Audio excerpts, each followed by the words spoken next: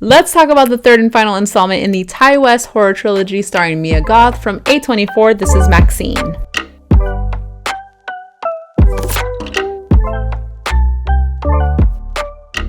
But first, if we haven't met, hi, my name is Emily, or La Movie Mija. I've been talking about movies and TV shows on the internet since 2020 for 4 whole years now, and I am a part-time filmmaker myself, a full-time movie lover, and when I am not out here trying to watch as many movies as possible, old and new, I am working on film sets, commercial sets. I am a second assistant director. I'm also a freelance producer, so I care a lot about how things are made, and I just have a whole new appreciation for film in general.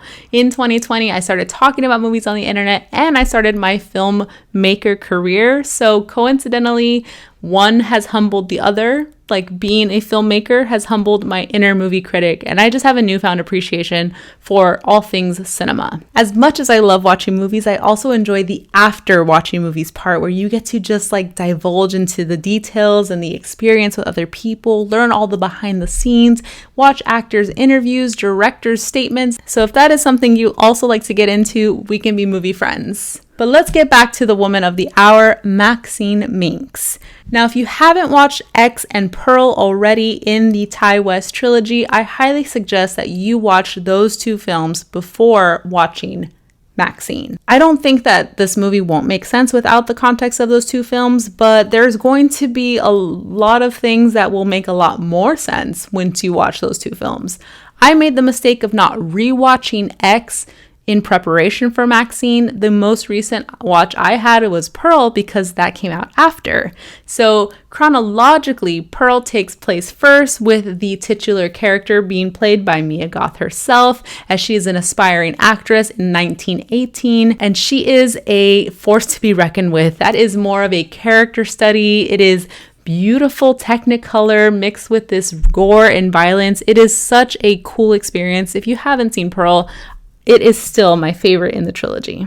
Then you have X, which is an homage to the 1970s slasher films, namely the Texas Chainsaw Massacre, where you have this group of aspiring filmmakers who set out to make an adult film on a farmer's land without his consent, and that's the same farm where Pearl lives. Now she's an elderly woman, and those urges to enact violence have not dwindled down. Now, what I'm about to say is a spoiler for X, but that movie's been out for a while, and chances are, if you're watching this review, you've probably seen those. But MaXXXine Minx is the sole survivor after the massacre on that farm, and so now we jump to the plot of MaXXXine, taking place 5 or 6 years, not entirely sure how long it's been since the events of X. All right, now that we're caught up to speed, let's dive into MaXXXine. Don't worry, there will be no more spoilers ahead. So the setup for MaXXXine is it's 1980s in Hollywood, and the adult film star and aspiring actress MaXXXine Minx, as portrayed by Mia Goth, is finally about to get her big break in a film called The Puritan 2. However, as she's trying to nail these auditions and get the big role, get her big break, there is a mysterious killer that stalks her and all of Hollywood, and there's a trail of blood that threatens to reveal her sinister past, connecting her back to the events of X. Now, right off the bat, I gotta say that this movie is not as great as the other 2 before it. It is good, but it's not great. I personally love Pearl the most. I think the juxtaposition of the Technicolor with her like urge toward violence is just such a intriguing and captivating exploration of character. I also think the recurring themes that we see throughout the trilogy of like women in society and this idea that women shouldn't be as driven and cutthroat and, you know, wanting something as badly as they do, like they're going to be punished for it like Pearl was, is a very interesting theme to explore within the context of a horror film. Being a woman is dangerous enough in different eras of society, whether you're Pearl in 1918 or you're MaXXXine Minx in 1980s Hollywood. Being in a woman's body, there is an inherent danger that you are having to overcome just navigating the world. And MaXXXine, to no fault of her own, as an active player in the adult film industry, is more susceptible to acts of violence. And Mia Goth delivers such an incredible performance in this film. Let's talk about the things I loved, because there are some things that I really do enjoy. And Mia Goth's performance is one of those, especially seeing her develop and find that voice as MaXXXine over the course of the creation of these three films that were made in less than 5 years. That's impressive. She very much reminds me of Stephanie Beatriz, who is able to have that voice as Rosa in Brooklyn Nine-Nine, and then her actual talking voice is closer to Maribel in Encanto. My doppelganger, by the way, when my hair was short and I had glasses. Can you see it? The way Mia Goth is able to channel that aggression and command of a scene, and being able to see her play an actress who's now auditioning for other roles and has to like turn it on and turn it off. I always find that so fascinating, those layers of actors portraying actors who have to audition, like Emma Stone in La La Land. Like, there's just something really fascinating about people who are able to like not only become a character, but become a character who's becoming a character. Like, how do you portray good or bad acting as an actor? It's fascinating to me. And then you have this incredible cast of supporting characters. Kevin Bacon plays a private PI who is on Maxine Mink's trail. Then you have Giancarlo Esposito, who portrays her agent, and he will do anything for her as well. Elizabeth Debicki plays the director of The Puritan 2, and she is trying to navigate being a female director in Hollywood, a female director who is in charge of horror films in Hollywood during a time of satanic panic and Christian fundamentalists constantly protesting outside of the studio. And all of them are a little silly and a little manic in these roles in a very fun way that really sets the tone for the entire film. Where you have Mia Goth's MaXXXine, she's more grounded, she's more determined, she is very set on doing what she needs to do to fulfill her dreams. Like, that is something that's the tagline of this movie, right? She's a star. She is a star.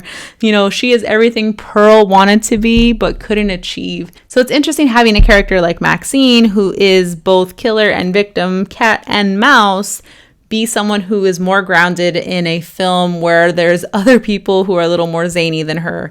It makes for an interesting balance in the overall cast. The setting itself is dirty, gritty LA. There's that satanic panic. It's the 80s, so there's like this idea that Christian fundamentalists are protesting things that they feel are at odds with their values and are threatening to their idea of a nuclear family unit and their traditional values, things like horror movies. So The Puritan 2 is definitely something within their crosshairs. Let's talk about the tone, because I think this is where this might disappoint some people who are thinking this film is something that it's not. So tonally, this film has been advertised as a slasher, and we have come to expect some immense violence and some unpredictability from the characters in the X trilogy.